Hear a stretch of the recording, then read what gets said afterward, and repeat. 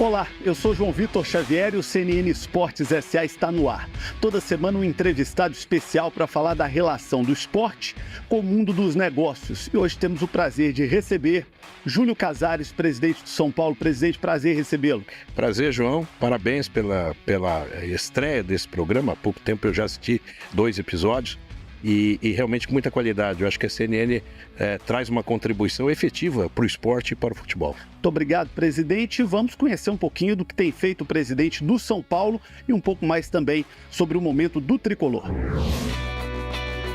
Dentre os grandes, és o primeiro. Tricampeão da Libertadores e Mundial e com 6 títulos brasileiros na galeria. O São Paulo hoje tenta recuperar os momentos de glórias dentro e fora dos gramados. O tricolor passa por um processo de reformulação e recuperação nos últimos anos. Gestões traumáticas colocaram um clube que era uma máquina de conquistas nacionais e internacionais numa situação econômica complicada e vivendo momentos de tensão e de falta de grandes títulos em temporadas recentes. Em 2015, Carlos Miguel Aidar, então presidente, renunciou ao cargo. Ele, que já havia presidido São Paulo em 2 mandatos nos anos 80, saiu de cena e passou o bastão para Carlos Augusto Barros e Silva, conhecido por Leco. Desde então, o São Paulo entrou num processo de mudanças radicais, mas sem grandes conquistas esportivas. Em dezembro de 2020, começava a gestão Júlio Casares. O objetivo, trazer de volta o poderoso São Paulo para o protagonismo do futebol brasileiro. Estudos para a criação de uma SAF, pagamentos de dívidas e reestruturação do departamento de futebol foram as principais marcas da campanha de Casares à presidência. Depois de eleito, as mudanças estruturais não param. Desde 2012, sem conquistas importantes, o tricolor voltou a levantar uma taça. O título do Paulistão de 2021, logo no início da gestão de Casares, fez a alegria do torcedor que passou a acreditar em dias melhores. O que esperar do clube nos próximos anos? Júlio Casares, presidente do São Paulo, vai responder essa e outras perguntas agora no CNN Esportes S.A. Presidente, então eu abro com essa pergunta que foi colocada no nosso VT. O que esperar do São Paulo daqui para frente? João, o São Paulo vive uma reconstrução, né? Você tem que reconstruir pilares, readquirir credibilidade, e isso não se faz da noite para o dia. Quis o destino que no primeiro ano nós conseguimos um título importante, muitas crianças não sabiam mais o que era o São Paulo campeão, e nós conseguimos. Em 22 o São Paulo chegou em 2 finais, o Paulista novamente e a Sul-Americana. Mas o grande passo que essa gestão tem que dar é de médio e longo prazo. Porque se nós pensarmos apenas na competição, nós vamos ainda sufocar uma instituição que sofreu muito, e ainda sofre, mas começa a ter sinais de recuperação. E o nosso compromisso é ter um time competitivo sem fazer loucuras, com responsabilidade financeira. E o que nós podemos esperar ainda em 23, em 24, é o equilíbrio financeiro, é tornar o time cada vez mais competitivo, revelando novos jogadores. Nós temos uma base, uma formação maravilhosa e competindo. Presidente, quando eu era garoto, meados dos anos 90, São Paulo era o time mais invejado do Brasil. Todo menino queria ser São Paulino, São Paulo ganhava tudo. Era expressinho do Tele, era time principal do Tele, o time principal era campeão, o time reserva também. E de um tempo para cá o São Paulo deixou de ganhar e saiu das manchetes positivas, principalmente na parte de gestão, para não ter mais essa referência. O que aconteceu? Onde o São Paulo errou? Aonde está o problema do São Paulo? Eu acredito, João, que nós tivemos esse ciclo que foi importante para internacionalizar a marca do São Paulo, que eu vivi isso fortemente na arquibancada. Depois, já como um homem de marketing, acompanhei o grande processo do São Paulo, também campeão mundial da Libertadores em 2005 e depois 3 vezes campeão do Brasil de forma seguida, simultânea, 2006, 7, 8, com o Muricy Ramalho, que hoje é nosso coordenador. Eu acredito que dali em diante o São Paulo não se conformou, mas o São Paulo ele estava no ambiente da vitória. E esse ambiente é onde você pode cometer erros. porque os adversários espelham em clubes que dão certo e começam a fazer uma lição de casa. E nesse momento, muitos clubes se reforçaram, fizeram CTs, investiram na base, investiram na ciência, na tecnologia, na medicina do esporte. E não é que o São Paulo parou, mas o São Paulo achava que ainda ele era aquela instituição que estava um pouco isolada. E esse é um grande erro de um clube que hoje pode estar distante dos demais, é deixar de olhar um pouco para frente e ficar olhando para trás. Eu acho que o São Paulo olhou para trás, ganhamos tudo, está ótimo, mas faltou um olhar para o futuro. Quanto o São Paulo deve hoje, presidente? Qual que é o tamanho da dívida? Qual que é o tamanho do pepino que o senhor tem para administrar financeiramente? O São Paulo, o último balanço, que foi importante, porque os balanços do São Paulo, há 2 anos anteriores, ele apresentava déficit com 3 dígitos. E nós revertemos, apresentamos um superávit de 30 e poucos milhões, e a nossa dívida decresceu, endividamento líquido, 13%, que é um bom sinal. Conversei com o empresário São Paulo, ele disse, olha, só equilibrar a dívida no atual conjunto da situação já seria um grande feito. O nosso endividamento está em torno de 586 milhões de reais. Claro que é pesado, é meio bilhão, mais de meio bilhão. Entretanto, quando você vê o ranking, não que isso nos conforte. Nós estamos o 9º clube com uma dívida maior. Então, nós sabemos que tem dívidas muito maiores, mas eu não quero me espelhar por isso. A receita do São Paulo para esse ano deve bater em qual casa? Então, nós fechamos o ano 2022 em 661 milhões. Nós esperamos que se a gente conseguir manter esse número é bom. Por quê? Porque agora tem janela, por exemplo. Se eu vender 3 ou 4 titulares do time, eu vou bater um faturamento talvez de 800 milhões. Mas isso vai trazer um prejuízo econômico muito grande para um time que está em formação. Então eu tenho que também entender que é inevitável você vender atletas, mas que não comprometa um time em formação que o Dorival está ajustando. Então eu posso sacrificar uma receita, então se eu conseguir equilibrar tá bom, porque eu ganho na competitividade, e eu preservo um ativo que pode valer mais em 24, em 25, em 26. Então essa é a nossa expectativa, de tentar manter esse equilíbrio e trazer uma questão mais saudável para o futuro. A dívida, o que atrapalha, como você colocou, é que uma grande parte dessa dívida é bancária. E os juros consomem o nosso dia a dia. Então nós estamos trabalhando para que a gente consiga diminuir cada vez mais a dívida bancária, e com os fornecedores, com atletas, ex-atletas, você pode alongar, fazer acordos e diminuir a dívida bancária que tira a pressão dos juros. Hoje o São Paulo está em dia, presidente? Nós temos hoje CLT em dia. O contrato do jogador, na grande maioria, é 70% CLT e 30% direito de imagem. E o direito de imagem, nós conversamos sempre com atletas que nós podemos atrasar 2, depois pagar 1, fica 1. É uma conta corrente, como eu falei. Por exemplo. Mas isso é acordado com ele? Acordado, existe. É que hoje nós vivemos num mundo de redes sociais e que às vezes o clique clama por uma chamada que o conteúdo da matéria é outro, mas a chamada é muito ruim. São Paulo atrasa 3 meses. Primeiro que não é isso. Segundo que o que está acertado com os atletas é que, por exemplo, nós tivemos 2 grandes bilheterias, contra o Tolima e contra o Palmeiras. Já essa grande parte já está sendo pago direito de imagem pendente. Contra o Palmeiras na Copa do Brasil, eu já tenho esse comprometimento de acabar com a pendência. Então são situações que você vai trabalhando num conta corrente. É que, é claro, não é correto, né? Embora o direito de imagem é algo diferente do CLT, mas não é correto. Mas o que existe é uma cumplicidade boa, positiva, e que sabe que nessa gestão os atletas, a comissão técnica confiam. Senão não viriam para cá. Porque o que interessa é você encerrar o ano com os atletas em atividade e dizer, poxa, eu te devia isso, tá pago, chega em dezembro, você coloca tudo em ordem. Então esse desajuste, eu também não falaria aqui, porque eu não posso falar e não acho correto falar, também é de recebíveis de outros clubes que eu não recebo. Eu tenho um fluxo de caixa. Clube A, clube B, não me paga. E eu vou dizer o seguinte, como é que eu vou fazer se eu não tenho essa margem? Eu não vou falar, olha, o clube A não me pagou. Não, eu não seria justo, porque pode acontecer comigo pelo ecossistema do futebol, que é sofrível. Então, eu tenho essa dificuldade. Então, às vezes eu tenho um dinheiro para receber dia 5, simplesmente não chegou, e não chegou ainda.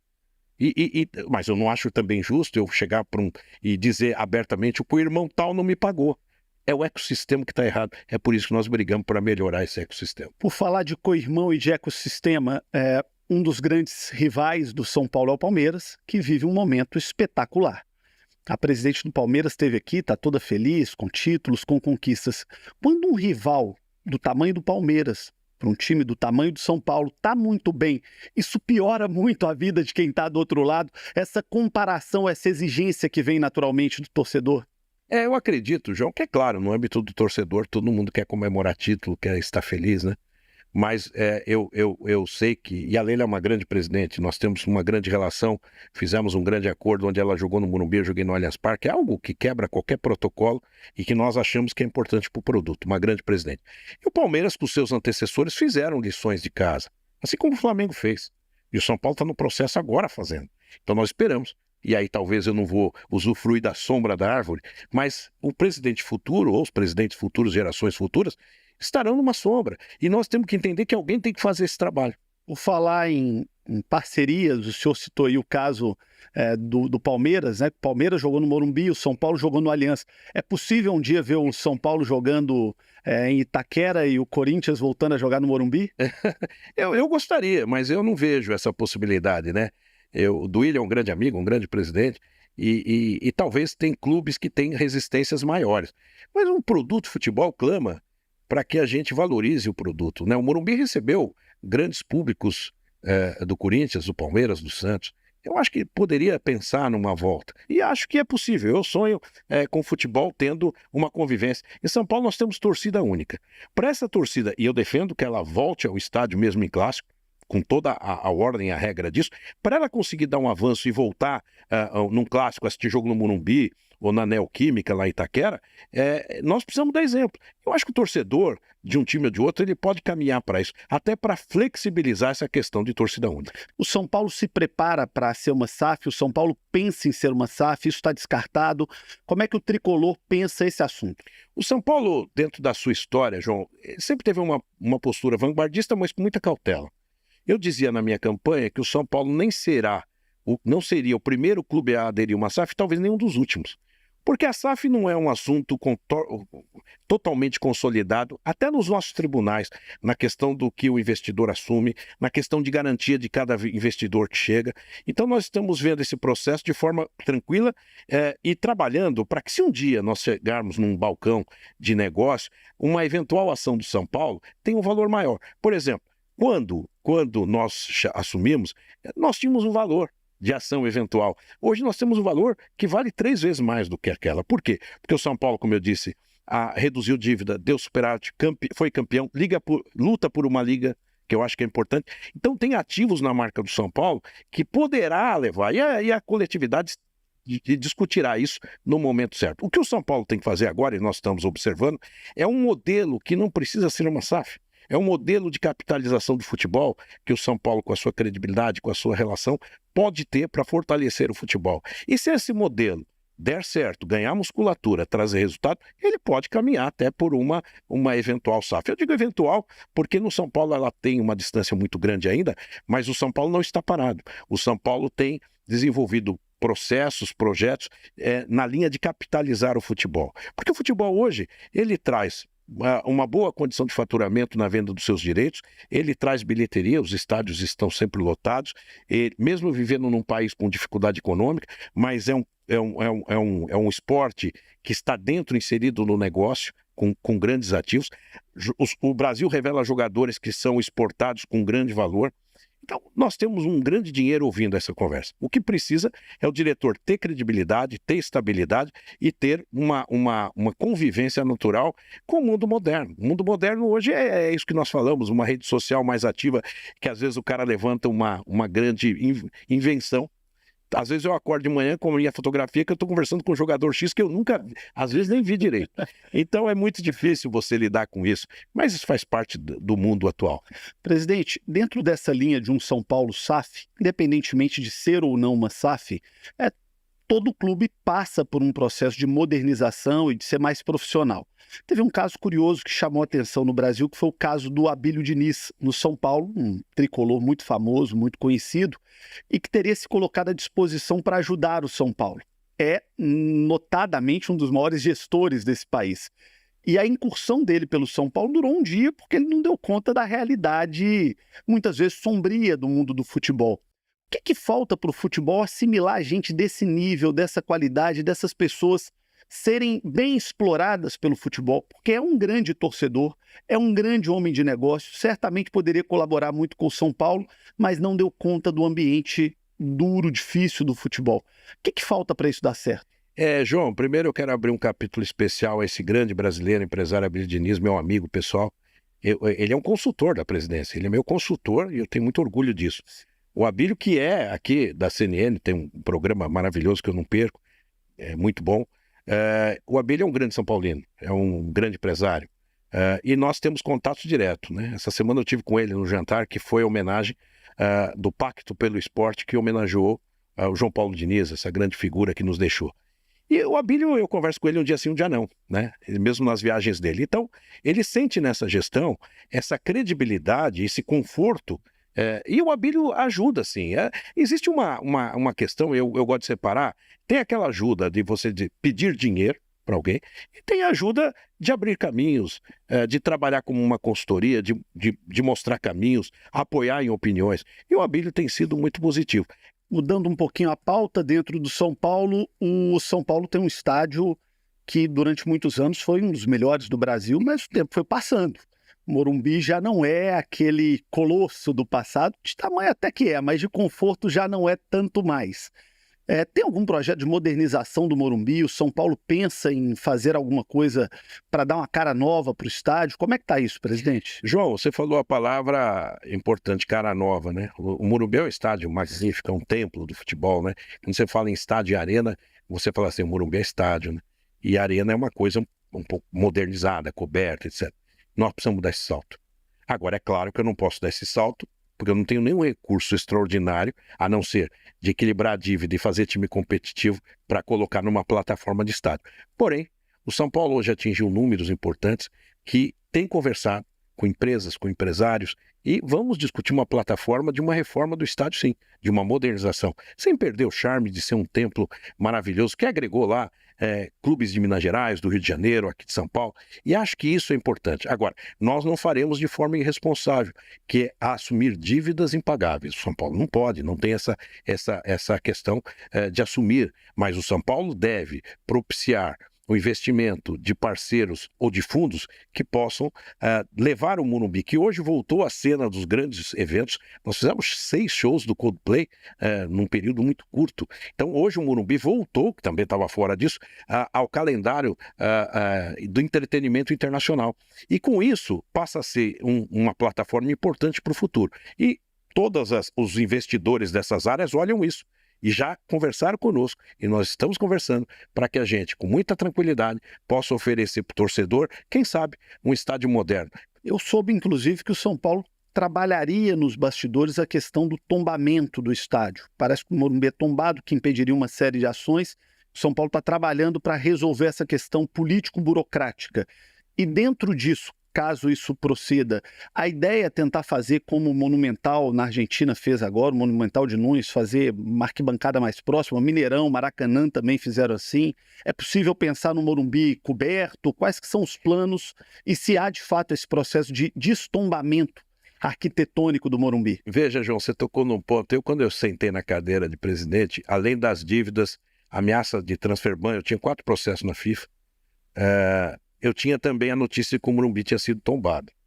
Falei, puxa vida, é muito problema aqui de uma vez só. Então é um processo que nós estamos, não digo a palavra destombar, mas flexibilizar esse tombamento. E aí eu conto com, claro, o apoio sempre presente do prefeito Ricardo Nunes, do governador Tarcísio e todos os agentes, para mostrar que o Morumbi ele é importante para a cidade. O metrô chegou há pouco tempo, está 1,2 km, tem aumentado a condição do torcedor assistir os jogos, além da nossa precificação, setor popular 1 e 2.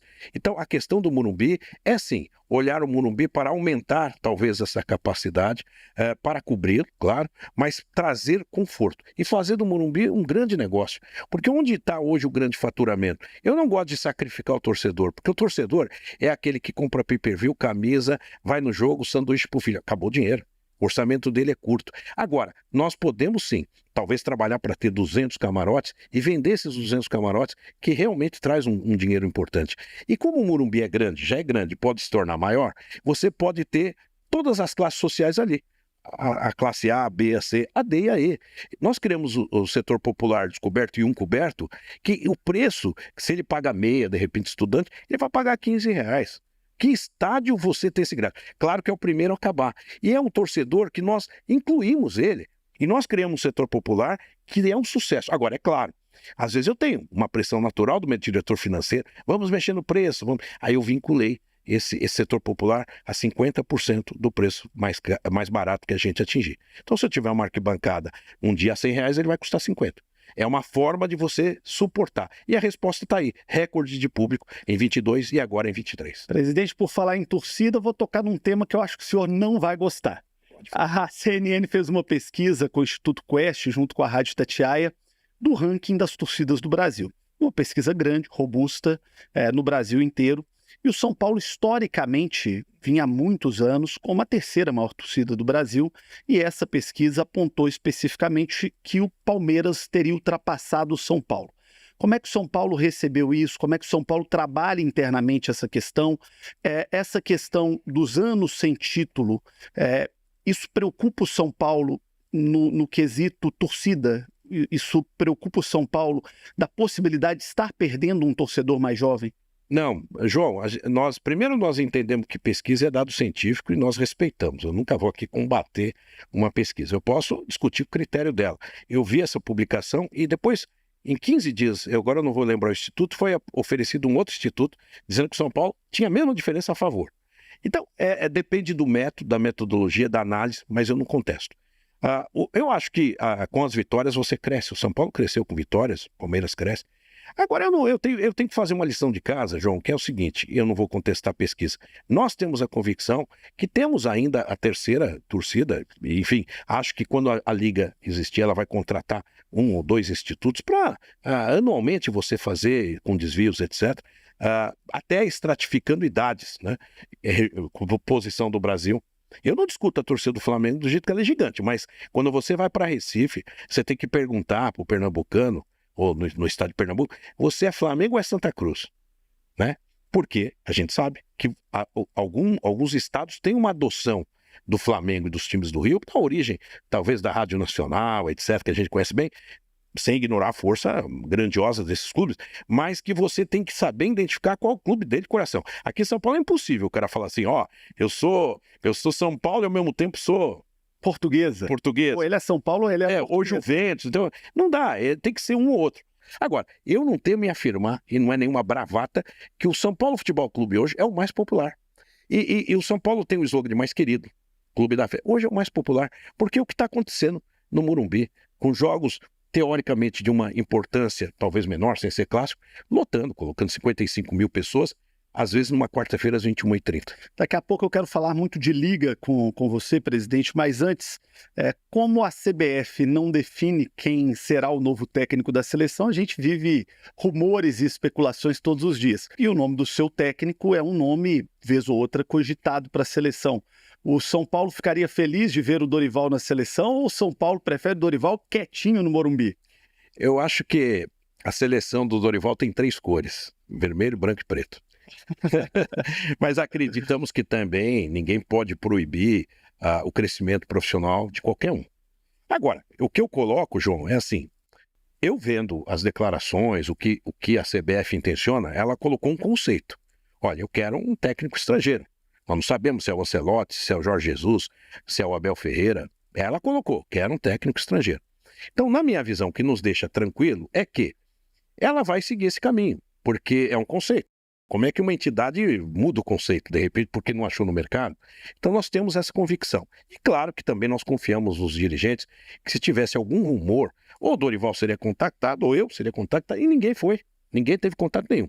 Mas nós acreditamos que talvez o presidente do CBF esteja procurando uma opção, nem que for a médio prazo ainda, para manter o seu conceito, né? Hoje nós temos no Brasil inúmeros estrangeiros. O próprio Abel tem tido bons resultados. Tô achando que o senhor tá querendo o Abel na seleção, hein? Mas se ele for o técnico da seleção, eu vou torcer pro Brasil com muita alegria, qualquer que seja o técnico, se for o Dorival, se for o Diniz. Tá torcendo por causa da seleção.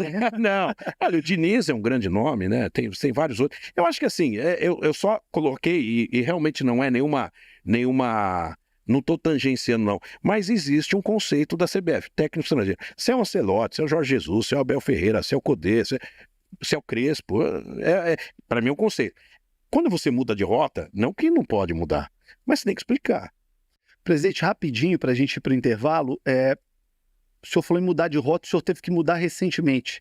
E o senhor teve a missão que eu tenho certeza que foi duríssima para qualquer São Paulino, de demitir um dos maiores, se não o maior ídolo da história do clube, do cargo de treinador.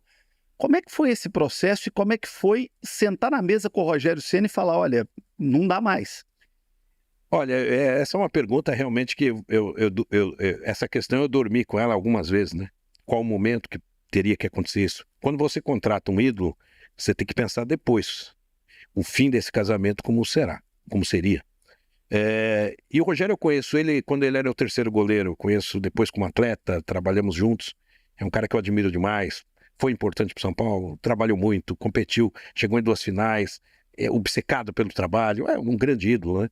Mas todos nós, numa empresa ou num clube de futebol, sabemos que em alguns momentos você tem que mudar. E eu coloco uma coisa, João, que quando eu assumi, veio o Crespo, né? O Diniz estava saindo, foi uma transição. E depois nós ficamos com o Crespo, ele foi campeão, depois veio o Rogério. E agora veio o Dorival.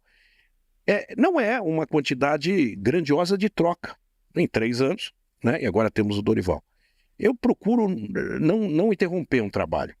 Mas quando você sente que é necessário para a preservação do time, até do profissional, você faz de forma clara. Então, não foi fácil. Eu chamei o Rogério, nós temos aqui que conversar de forma adulta. Você é um grande técnico, é um grande profissional, certamente vai brilhar ainda mais do que já brilhou, foi campeão pelo Flamengo, brasileiro, e as portas do São Paulo estarão sempre abertas a você. Nesse momento, urge fazer uma mudança. O Dorival foi técnico do São Paulo e voltou. O Rogério também foi e voltou. Quando sai com portas abertas, é importante uma conversa franca, adulta. Tudo bem? Muito bem. Inclusive nos acertos, nos bastidores, ali tudo certinho. Foi bem. O que nós temos hoje é todo atleta ou técnico que sai um acordo que você paga de formas parceladas. E os advogados conversam, e às vezes não são nem os profissionais, mas não teve nenhum problema. O Rogério é um cara que eu admiro muito. E torço muito por ele. Ainda eu falei assim, você vai dar trabalho pra gente ainda quando assumir o próximo clube. Mas ele é um cara muito determinado, eu torço muito por ele. Agora não é fácil. Muita gente fala assim, não contrate quem você não pode demitir. Eu falei, não, isso é pros fracos. Você tem que contratar e tem que saber demitir. Quando há uma necessidade. Agora, isso é declarar omissão. Eu não vou contratar porque depois... Não, é conversa, é cumplicidade, é olho no olho. E uma vez ele estava jogando pelo Fortaleza, aqui em São Paulo, e eu fui tomar um café da manhã com ele técnico do Fortaleza. Essa é uma relação profissional, e eu torço muito por ele. E agora está na hora do Giro SA. Jairo Nascimento, o que está acontecendo aí no mundo do futebol, dos negócios, do esporte de uma maneira geral?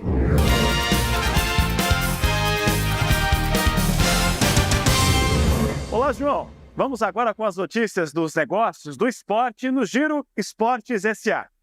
E começamos falando sobre um levantamento realizado pela consultoria Ernst Young, que aponta 156% de crescimento na receita total de 30 dos 40 times que disputam as séries A e B do Campeonato Brasileiro de 2013 até 2022. A análise foi feita com base no balanço dos ano passado divulgado pelos clubes. Em 2022, a receita somada dos clubes analisados chegou ao valor de 8,1 bilhões de reais. O assunto agora é Fórmula 1. A empresa de cruzeiros MSC anunciou a renovação do contrato de patrocínio com a categoria até o final de 2026. Um dos atrativos do novo acordo será a bordo do navio MSC Virtuosa, durante o GP desse ano de Abu Dhabi, última etapa do calendário. A venda de pacotes especiais vai incluir acomodação, hospitalidade e transporte, com acesso total para os fãs e VIPs que garantirem presença. Essas foram as notícias do mundo dos negócios do esporte. Eu volto agora com você, João. A sequência do papo com Júlio Casares, presidente de São Paulo. Muito obrigado, Jairo Nascimento. Presidente, daqui a pouquinho quero falar muito com você sobre Liga, como o São Paulo vê a Liga, como é que está o projeto da Liga na visão do São Paulo. Mas antes quero deixar uma pergunta para o próximo bloco. O Pato voltou para o São Paulo. Dessa vez vai dar certo? Daqui a pouquinho responde o presidente do São Paulo aqui no CNN Esportes SA. Um minuto só.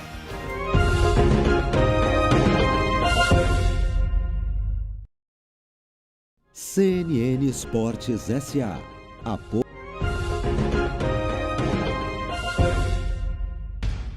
Recebendo o presidente do São Paulo, Júlio Casares, dando um raio-x aí do tricolor do Morumbi, o CNN Esportes SA com oferecimento da Gerdau. Presidente, eu deixei a pergunta no bloco anterior a respeito de Alexandre Pato. Foi um craque no início da carreira, encantou o Brasil, encantou o mundo e depois viveu altos e baixos. Qual Pato volta ao São Paulo e o Pato vai dar certo no São Paulo dessa vez? Bom, João, dar certo não dá para você cravar com nenhum jogador hoje, mesmo aquele que você possa contratar, que está vivendo um grande momento. Nós temos, às vezes, exemplos de jogadores que estão vivendo momentos importantes e não conseguem jogar, ou outros que não estão e acontece. O Pato teve uma boa passagem pelo São Paulo, ele teve duas passagens boas. É uma pessoa extremamente qualificada, é um profissional muito sério. E aí veio a possibilidade dele ficar conosco até dezembro, já que ele está lá, porque você vai começar um processo de recuperação com bola. Uma coisa é você estar na academia, depois começa com bola. E ele, para ter uma recuperação com bola, ele tem que ter uma atividade de coletivos, etc. E aí você também tem uma questão, ele pode ter uma contusão séria, está treinando no seu time, etc. Então nós resolvemos sentar e estipular a ele um contrato até dezembro, e com muita esperança de que ele possa ter a oportunidade de voltar num nível competitivo. E qual material esportivo vai estar escrito na camisa que o Pato vai jogar, hein? Essa é a pergunta brava, hein? Olha, nós temos ainda um contrato atual com a Adidas, que é a nossa fornecedora de material esportivo. Estamos conversando com outras marcas, não existe, eu vejo todo dia na rede social, fechou com A, com B, não fechamos. Não fechou com a New Balance? Não, a New Balance é uma grande marca, eu reputo a New Balance, a Castore, que é da Inglaterra, são grandes marcas, outras marcas no Brasil, mas eu garanto a você, João, não está fechado. O que nós estamos conversando é afinando a possibilidade do São Paulo ter, talvez até com a própria fornecedora, uma visão de produto. Eu vejo, porque eu fui do tempo, aqui você pode falar marcas, né? À vontade. Isso é importante. Deve, o que a gente quer fazer é isso, parabéns. E parabéns. Quando nós fizemos contrato com a Reebok no Brasil, que foi muito exitoso com São Paulo, nós tínhamos uma exclusividade com essa marca e nós criávamos produtos juntos. Então, por exemplo, ninguém melhor que um atleticano, um flamenguista, um palmeirense, um corintiano, um são paulino, para entender que a camisa comemorativa ou um produto tem que trazer a sua atração, a sua raiz, a sua oportunidade. E com a Reebok nós fizemos isso, foi um grande sucesso de royalties, de faturamento, de fidelização. E nós queremos voltar. No atual fornecedor nós temos essa dificuldade, porque ele fornece, salvo engano, para o Flamengo, para o Internacional, para o São Paulo, e nós queremos uma empresa que olhe o São Paulo 24 horas, que o São Paulo seja o único objetivo dele. E nosso único objetivo é vender camisa e ter produtos. Essa é a construção que nós estamos fazendo. Então o senhor não indica quem está entrando, mas me parece uma indicação muito certa de que a Adidas está saindo. Eu nunca fecho a porta, porque isso no negócio, o mundo empresarial, comercial, mostra que às vezes você muda uma rota, né, de um caminho. O que nós colocamos para a Adidas, e ela tem essa dificuldade, isso é claro, é que nós precisamos que tenha uma empresa com uma visão do clube que ela patrocina 24 horas por dia. E o que é isso? É você viajar com a equipe, é atender produtos, é lançar produtos. Toda semana você tem uma ideia. Por exemplo, eu falei agora, o São Paulo é o clube mais popular. Talvez ter uma camisa com o clube mais popular e com preço popular. Aí você começa a esbarrar num grande problema que ela tem. E é uma estratégia dela que eu respeito. Então, rompendo-se isso, ela tem condição. Mas o São Paulo hoje, ele não vai apenas atrás de uma grande proposta financeira. Ele vai atrás de uma grande proposta financeira / programática dos seus objetivos. O senhor é candidato à reeleição? Olha, a reeleição não era permitida no São Paulo, né? O mandato é de 3 anos. Em 3 anos, quando você pega um clube como é o São Paulo, ela tem uma dificuldade enorme para você começar a ter êxito de arrumar a casa. Então, os apoiadores, a coletividade, apresentou uma emenda e aprovou essa emenda. E às vezes eu digo, olha, eu vim da televisão, fiquei 30 anos nesse mercado, que é fascinante, né? Onde eu fiz a minha vida, sempre, porque eu ia assistir jogo e fazer como os outros. Xingava o técnico, gritava, etc. Eu torcedor, cornetava. O presidente você não xingava. Não, sempre respeitei o presidente. Não inspirar ninguém a fazer. Sempre respeitei o presidente. Mas é verdade, eu ia xingar no bom sentido, eu ia lá como torcedor, né? Agora, é claro que quando você assume um clube com tamanho desafio, não é fácil, né? Então, não é uma prioridade da minha vida. Ó, eu vou sair. Hoje, eu acredito que a reeleição ela é mais carregada da vontade coletiva do que propriamente individual. Agora, Mas individual à vontade? à vontade porque eu sinto, João, eu tenho que ser claro, aqui eu não vou ficar aquele discurso político, não. A vontade individual sinaliza duas coisas. Eu estou fazendo um trabalho, uma obra, eu tive com um empresário importante ontem, ele falou que orgulho de ver o São Paulo se reconstruindo, que não é fácil. Só que essa obra não acabou e ela pede mais. Você falou do estádio, nós estamos falando do Fundo de Capitalização do Futebol e muitas das pessoas que eu procuro e me procuram para erguer esse projeto me dizem o seguinte: qual a possibilidade de você for reeleito? Senão eu paro de conversar. Mas não é porque eu sou melhor que o outro, não. É porque, graças a Deus, uma credibilidade importante que eu trouxe da iniciativa privada. Presidente, vamos falar de liga. Qual que é a posição do São Paulo sobre a liga de clubes? Como é que tá? Como é que o São Paulo vê esse movimento hoje? Olha, o São Paulo ele faz parte de um bloco que está na Libra, mas que não exclui outras formações, como é a Liga Forte Futebol. Pelo contrário, o São Paulo ajudou com outros companheiros a liderar um projeto de união dos clubes. E eu vou dizer, João, hoje temos um cenário que é assim. Claro que as divergências existem e elas têm que serem exauridas e cada clube tirar o máximo para o clube que representa. Porém, esse máximo individual não pode superar um razoável coletivo. Hoje nós temos um cenário que é assim, nós temos a homologação da CBF, porque foi construída com os clubes, e aí todos os clubes da Série A e da Série B apoiamos o Edinaldo e pedimos o que em troca. Nós não queremos cargo de vice-presidente, nós queremos a homologação da Liga. O Edinaldo foi lá, assinou e falou.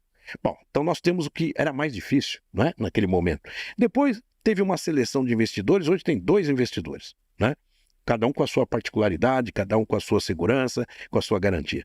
Aí nós temos esse cenário e nós não estamos conseguindo nos entender. Se isso acontecer e prolongar, já, os dirigentes atuais vão entrar para a história como os maiores incompetentes do mundo. Tá aqui, ó, tá aqui na tela a frase do senhor, ó. Ou formamos a liga ou seremos julgados como incompetentes. Olha, eu nem sabia, eu não sabia. Eu falei isso no seminário e eu tenho falado muito, né? Tenho falado com os dirigentes e todos têm entendido isso. O que falta é talvez, eu brinquei ontem num evento, eu brinquei assim, vamos nos trancar numa sala e só vamos sair de lá com mãos dadas. Um conclave igual do Papa. Igual do Papa. Porque não dá, eu não posso chegar e falar, o São Paulo vale mais do que... Não, todos nós podemos até teoricamente perder um pouco no primeiro momento, mas nós precisamos, João, de um cenário melhor. Mas peraí, todo mundo que vem aqui, veio a Leila, veio a diretoria do Atlético, tá vindo o senhor, e todo mundo tem o mesmo sentimento. Agora, o que falta, então, para subir essa fumaça branca nesse conclave do futebol brasileiro? O que está faltando? Vamos falar o claro. Eu gosto de estar nos lugares que eu gosto de falar o claro. Existem assessores, advisors de cada lado. Então tem banco aqui, banco ali. Tem assessor BTG aqui de um lado e o XP do outro. Você tem Codajás aqui, Live Mood lá. Então são muitos interesses, né? Então hoje virou uma briga de interesse de terceiros também, que os clubes não podem assistir.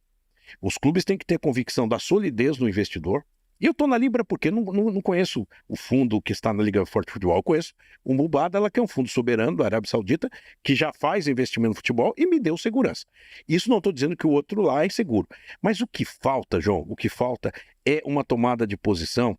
E todos nós, e eu tenho conversado muito, o Sérgio, presidente do Atlético, um grande presidente, todos os presidentes, nós temos uma geração de presidentes importantes, de empresários que suportam o futebol.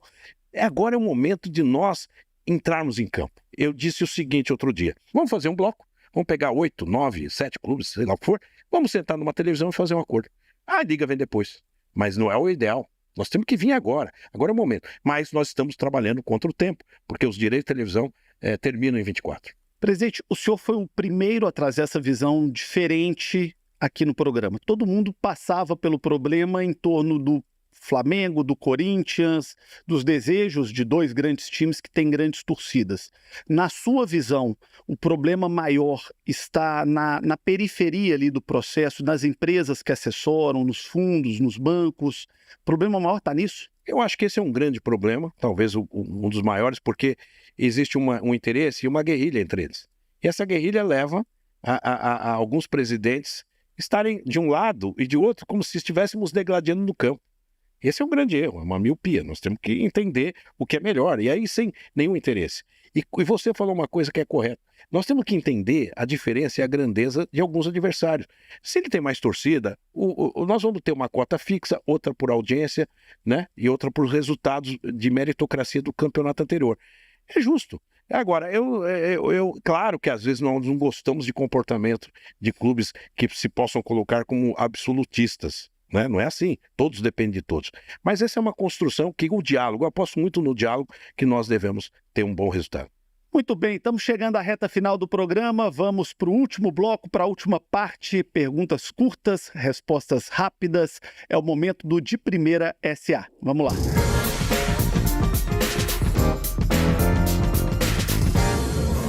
Presidente, um jogo histórico do São Paulo. São Paulo e Palmeiras na pandemia, que nós ganhamos 2-0, porque eu, como presidente, comemorei o primeiro título. Seu primeiro título como presidente do São Paulo. Rogério Ceni é o maior ídolo da história do São Paulo? Maior ídolo da história do São Paulo, Rogério Ceni. Como técnico, Tele ou Muricy? Eles trabalharam juntos. Eu acho que seria o Tele e o Muricy juntos. Presidente, eu tenho perguntado a todos que passam por aqui, vou perguntar também ao senhor, o futebol brasileiro vai dar certo, presidente? Tem que dar certo. João, tem que dar certo. Falamos aqui de gramado, de iluminação, de cartolas. Infelizmente, às vezes algumas leis, agora foi aprovada a Lei Geral do Esporte, tem muitos problemas nessa lei. Nós tivemos a Lei Pelé, onde o jogador de futebol teve a sua liberdade, mas os clubes e o próprio jogador ficaram reféns de empresários. Então precisamos trabalhar muito, mas tem que dar certo, porque a nossa mão de obra é boa, o nosso povo é maravilhoso. Eu lembro dos Geraldinos no Maracanã e na própria Geral do Morumbi, aquele sentimento que me levou ao estádio pela primeira vez. É isso que tem. Não tem país no mundo que tem esse sentimento. O que lá fora tem é organização, seriedade. E aqui nós precisamos ter. O presidente, a penúltima eu fiz para todos. Essa é só para o senhor como presidente do São Paulo. O torcedor de São Paulo costuma brincar que time grande não cai. Time grande cai ou não cai? Time grande cai, é perigoso e depois é difícil subir. Por uma obra das questões, o São Paulo escapou de momentos difíceis, mas temos que ter muito atento, sem arrogância, e esse é um assunto triste, perigoso.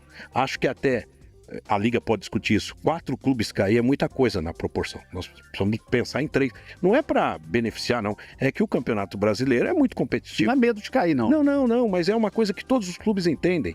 Porque você, numa proporção de 20 clubes, 4 é muito. É muita coisa. É muita coisa. Então, você penaliza, às vezes, um clube que subiu, que faz um investimento que pode voltar. Então, nós temos que tratar isso com muita responsabilidade. Presidente, obrigado pela entrevista. Olha, João, eu juro, eu estou muito feliz. A televisão precisava de um programa desse, que falasse como produto. Né? O futebol, às vezes, o torcedor está acostumado a falar na arquibancada, de ídolo, mas de produto. É o que move todo o ecossistema do futebol e do esporte. Muito obrigado. Presidente do São Paulo, Júlio Casares. Quero agradecer a sua audiência e semana que vem tem mais, toda semana, um convidado especial para falar do esporte, do futebol como negócio, esse mundo mágico e com tanto dinheiro e com tanta coisa para acontecer. Semana que vem tem mais. Um grande abraço.